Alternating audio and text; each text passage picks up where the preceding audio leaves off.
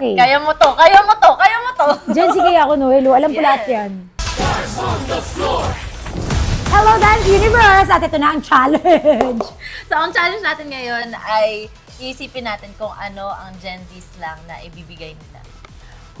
Okay. Kaya mo to, kaya mo to, kaya mo to. Diyan sige ako, Noelo. Alam ko Yes. lahat yan.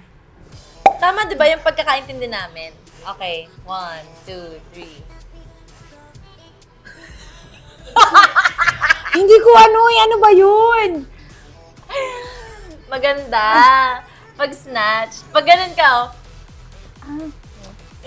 Akala ko snatch magnanakaw. Di ba? Ayun naman talaga yun. At least M.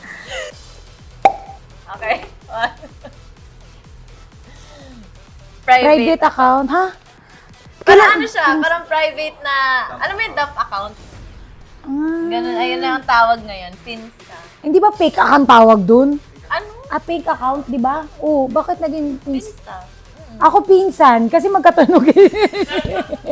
Hindi ko talaga alam yung mga Gen Z, Day. Okay. Ready ka na? 1, 2, 3, go. Magaling. Mabuti. Oh, Parang tama. pareho, di ba? Tama naman. Hindi rin. Sounds like. To do something extremely well or look amazing. Oh. Magaling, mabuti. Mabuti kasi ginalingan. Favorite ng anak ko to. Madami ako kilalang ganito. Dalulo.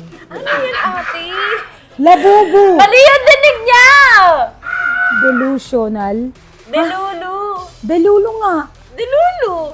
Labubu. Ayun. Marami kaming ganito sa bahay. Magkayong maraming ganito anak ko. Stars on the Floor every Sunday, 7:15 p.m. PM! Nood na! Eh! Stars on the floor.